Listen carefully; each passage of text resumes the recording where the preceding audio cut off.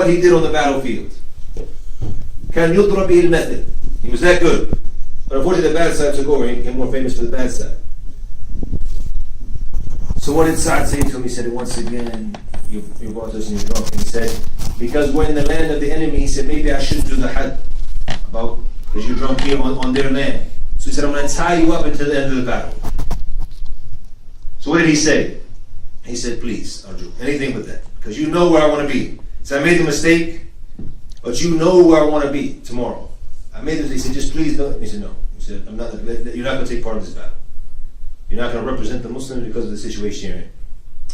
And he was very upset. He was heartbroken.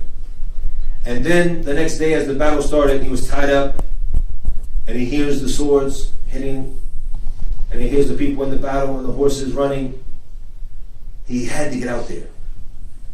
So he said to the wife of Sa'd ibn Waqas, he said, let me go, let me get the horse of Sa'd, which is a very famous horse. He said, let me just go to battle and then I'll come back and I'll tie myself up. Nobody will know. And if I get a shahada, alhamdulillah, I get a shahada. It's all good. So she saw how heartbroken he was. She let him go. And she knew he would help the Muslims on the battlefield, and that he did. As Sa'd was in his command post, he looked at the Muslims. He said, looks like Abu Muhammad. He said, looks like him, looks like my horse. He said, it wasn't tied up. He said, I don't think it was him.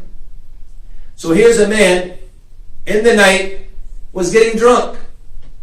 But when it came to defending La ilaha illallah Muhammad Rasulullah next day, he was on the front lines.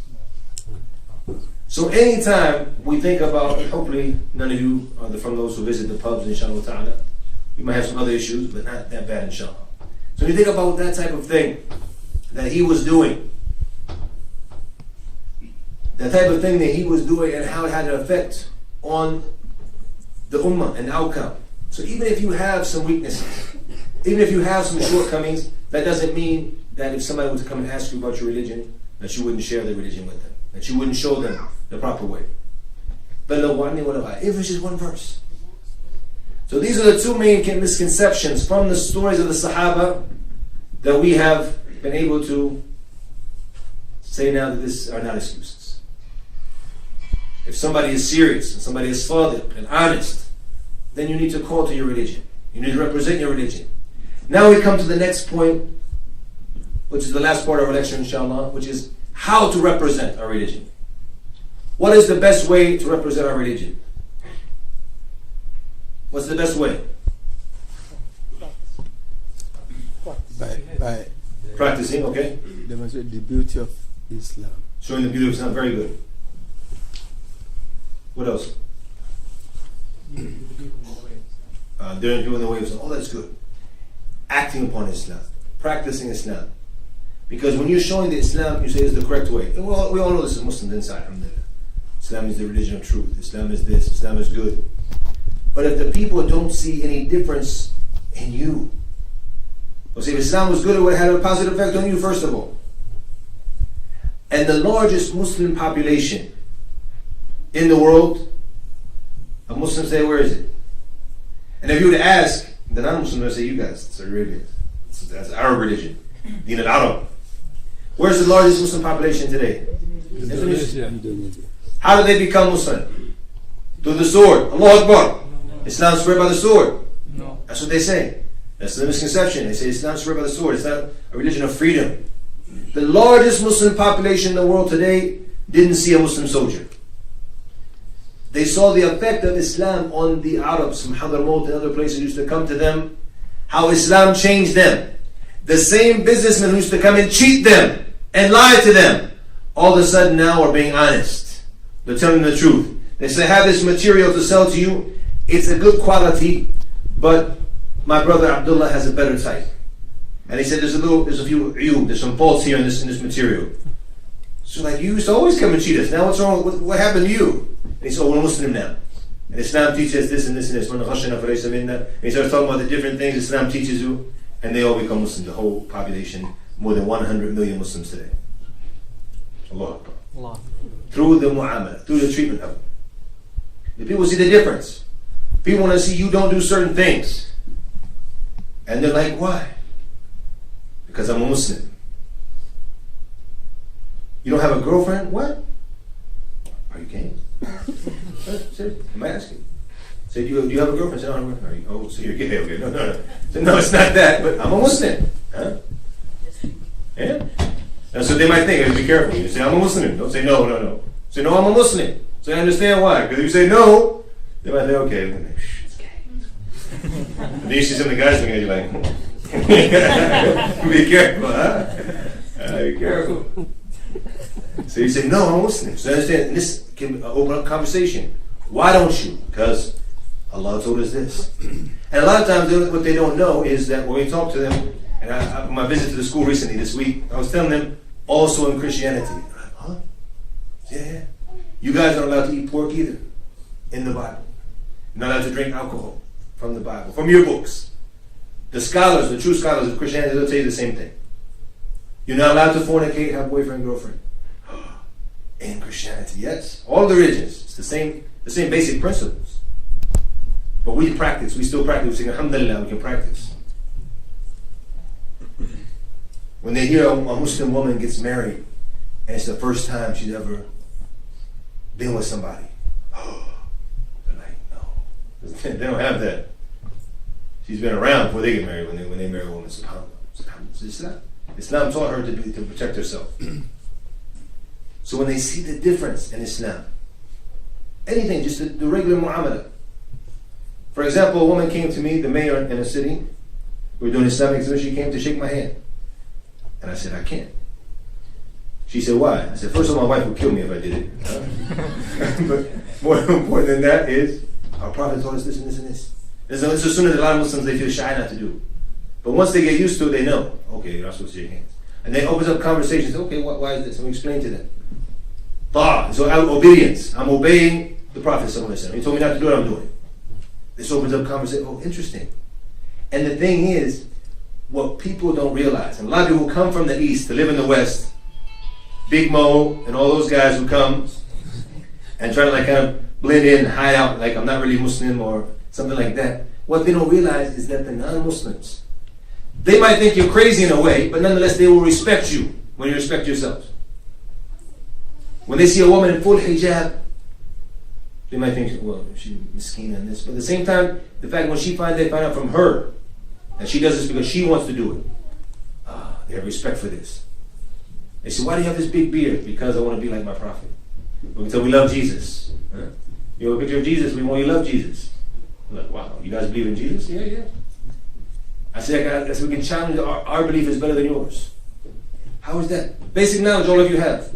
So you believe he was killed on the cross. We believe بل شبه له بل رفع الله إليه. Allah made someone imitate and raised him up in status, raised him up to the Jannah, to the heavens. So he wasn't crucified.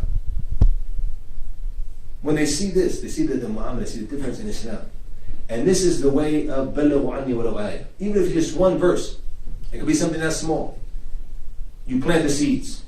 Because alhamdulillah, if somebody is guided, it's خير لك من حمر النعم. If somebody is guided through you, it's better than حمر. What is حمر النعم? What does that mean? A bunch of red Ferraris. Because not everybody has camels like you. Some of you guys are from Jeddah and this. We don't have camels in Jeddah. You know Ferraris, right? And some of you have camels. I know. So I know a brother in Cork has a whole bunch of camels. Which I didn't know that. I found out last night.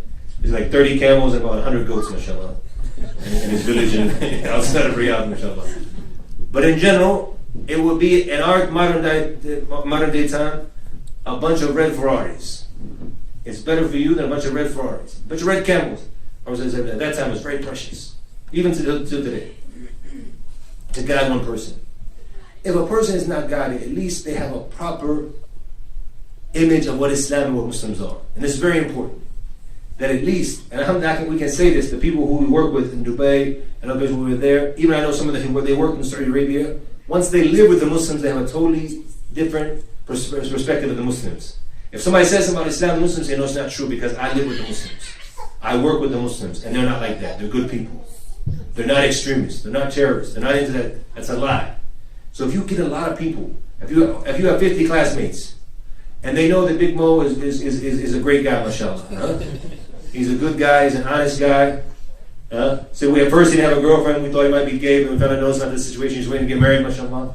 And then, so they alhamdulillah, they have a good prescription. They say the Muslims are good, mashallah. The Muslims are good people.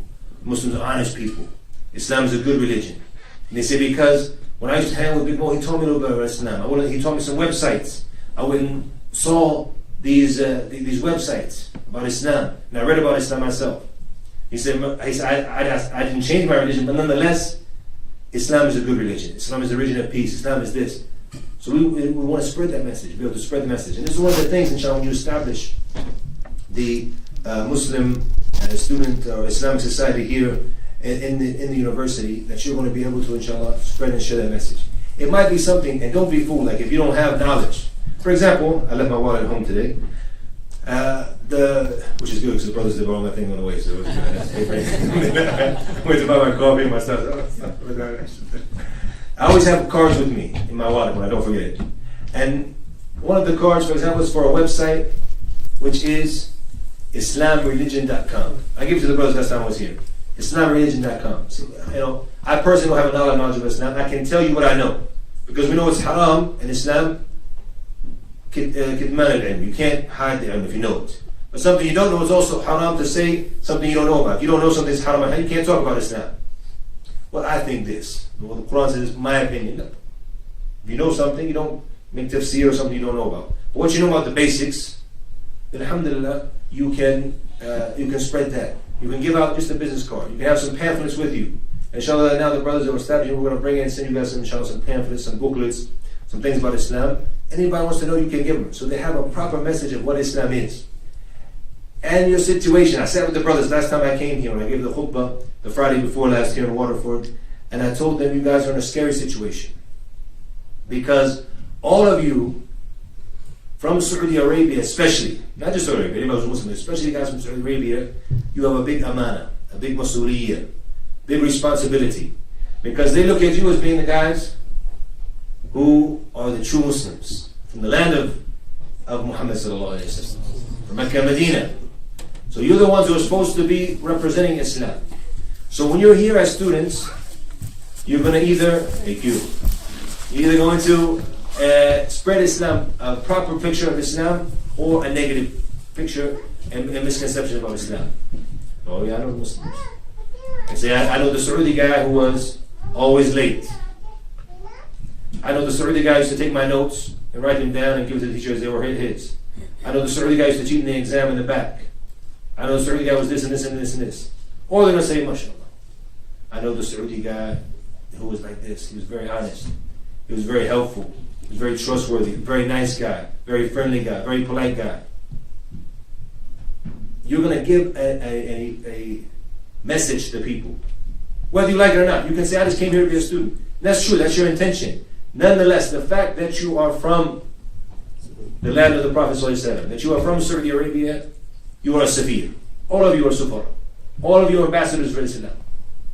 You can say, I'm not mutawwar, I'm just this. You don't have to be. Nonetheless, they're going to get it, because you might be the only student they mix with. You might be the only Saudi they mix with. That they see you in their classroom. So you have to think about that your actions represent Islam. The things you do, the things you say represent Islam. You have to think all the time. Because it's not like when you're in Saudi Arabia. If you're doing some things that are bad in Saudi Arabia, a lot of people do it, all of them from the same culture, it's not that big of a deal. It's still haram. And then if you're doing something that's haram, nonetheless, what I'm saying, it's different than that because everybody's from the same culture.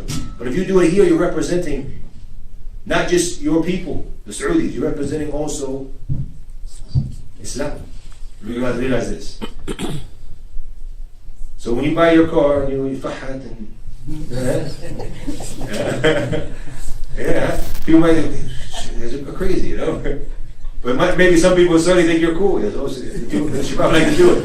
You're like, what's wrong with these guys? You know, because they're trying to save every euro they can. Like this guy just lost how many years of tires? You know, he's going to buy new tires soon. That's crazy. You know? So you always have to remember this. The most important thing is the fact how your actions represent La ilaha illallah Muhammad Rasulullah. And when Islam spread to people, it was through the action that we just mentioned. We see the biggest example of that in Indonesia. So the important thing is that you represent Islam, you learn more about Islam. Inshallah, we're going to offer a course about da'wah and things like this.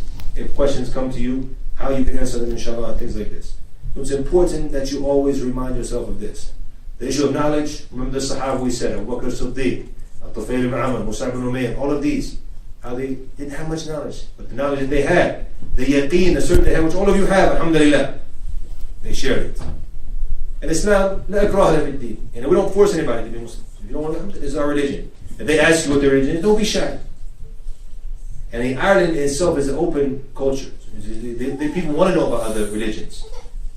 And people call me now to give lectures in Christian schools. They want us to come.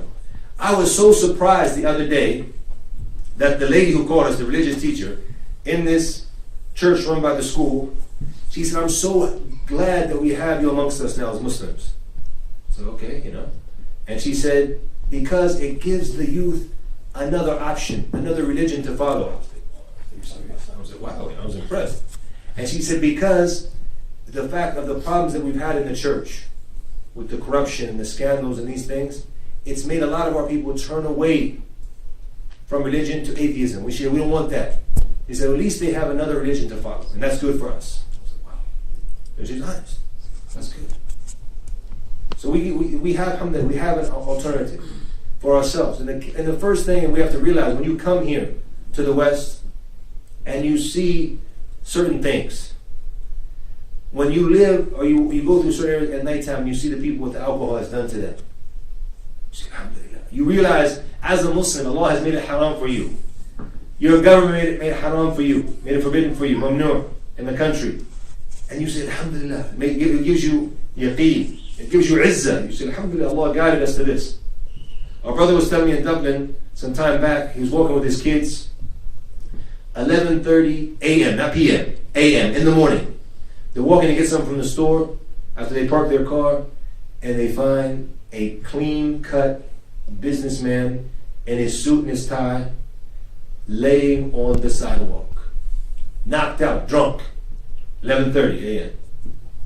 Drunk, knocked out, sleeping on the sidewalk. As he came and they walked over into the store, he said, I took this opportunity to give da'wah to myself and to my children. Alhamdulillah, Allah saved us. He looks professional, looks like somebody said he's successful in life, but look at him, on the ground sleeping. Alhamdulillah, Allah saved us from this. It's a blessing. So when you see this type of thing, it should grant you, first of all, certainty in your religion and help you hold firm and practice your religion. And then be able to relate it in a nice way, inshallah, to others. And Allah knows best. Allahu a'lam wa sallallahu wa sallam wa baraka. If there's any questions and answers.